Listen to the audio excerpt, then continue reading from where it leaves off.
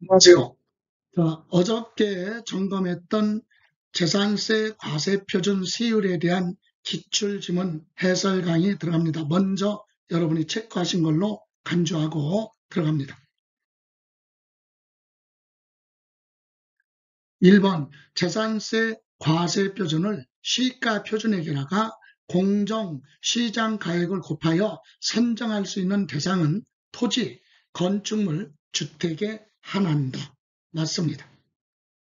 재산세 과세 대상 중에 부동산은 시가 표준액이 시가 반영률의 60% 정도로 높게 형성이 되어 있기 때문에 그대로 하면 너무 부담이 커요. 그래서 공정시장 가액 비율을 곱하는데 토지나 건축물 주택이 아닌, 즉 부동산이 아닌 선박이나 항공기는 재산세 과세 대상이라도 공정시장 가액 비율을 적용하지 않습니다. 그래서 1번은 맞고요. 2번 주택에 대한 과세 표준은 주택의 시가 표준에 가면 개별 주택 가격 또는 공동주택 가격이죠. 거기다가 공정시장 가액 비율 현재 60%죠. 곱하여 산정한 가액으로 한다. 맞습니다. 토지 건축물은 70%, 주택은 60%. 그죠? 1세대 1주택자는 비율이 30%부터 45%까지 가지만 그런 단서 없으니까 맞습니다. 다주택자로 보고. 다음 3번 주택에 대한 토지와 건물의 소유자가 다를 경우, 주택은 소유자가 달라도 주택의 건물과 토지를 통합해서 재산세 계산하기 때문에 소유자가 같든 다르든 관계없어요. 똑같아. 그래서 해당 주택의 토지와 건물 가액을 합쳐요. 합쳐서 그 금액을 과세 표준으로 하고 거기다가 공정시장 가액 비율을 곱해라. 그래서 합한 금액의 공정시장 가액 비율을 곱한 것을 과세 표준으로 한다. 맞습니다. 구체적으로 공정시장 가액 비율은 60%, 1세대 1주택 그런 단서 없으면 60% 이렇게 하시면 되고요. 4번 지방자치단체장은 세율 조정이 불가피하다고 인정되는 경우 재난지역으로 선포돼서 세부담을 줄여주거나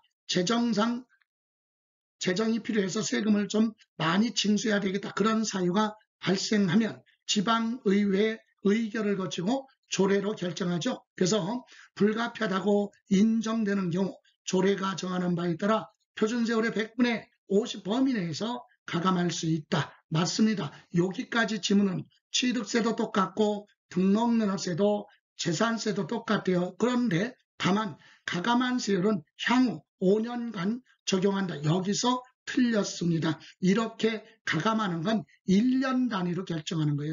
그래서 가감하겠다 그러면 해당 연도에만 적용하는 거지 다음 연도로 2월되지 않는 거죠. 그래서 틀렸고 5번 납세 의무자가 해당 지방자치단체 관할구역에 소유하고 있는 종합합산 토지 공시가격이죠. 합한 금액을 과세 표준으로 하여 종합합산 과세 대상에 세율을 적용한다. 그러니까 종합합산은 관할구역에 있는 종합합산 대상 토지를 다 합쳐서 과세 표준을 계산하라 이거죠. 그러니까 합산 금액을 과세 표준으로 하여 거기다가 종합합산 세율을 적용합니다. 맞습니다. 다음 6번 납세 의무자가 해당 지방자치단체 관할구역에 2개 이상 주택을 소유하고 있는 경우 모두 합산한 주택을 가액을 기준으로 하여 계산한 금액을 과세 표준으로 하여 주택의 세율을 적용한다. 틀렸죠. 자, 소유자가 같아도 주택은 합산하는 게 아니에요. 주택마다 각각 과세 표준을 계산한다. 그래서 주택을 모두 합산한 주택 그게 아니라 모두 합산하는 게 아니라 각각 주택이에요. 각각의 주택의 가액을 기준으로 과세 표준을 계산하는 거지 여러 개 있다고 해서 합산하는 거 아니다. 여러분 재산세 과세 대상에 소유자별로 관할구역에 있는 걸 합산하는 건 토지 중에서도 일부예요. 종합합산 비사업용 토지 또 별도합산 사업용 토지 이 두 가지만 합산한다. 7번 과세 기준일 현재 도시지역 안의 녹지지역에 실제로 영농에 사용하고 있는 개인 소유 농지죠. 밭, 저는 1000분의 0.7 비례세율을 적용한다. 도시지역 안에서는 개발 제한구역이나 녹지지역에서 농사 짓고 있으면 투기가 아니에요. 그래서 세액 부담을 줄여줍니다. 제일 낮은 1000분의 0.7 분리과세 묻죠.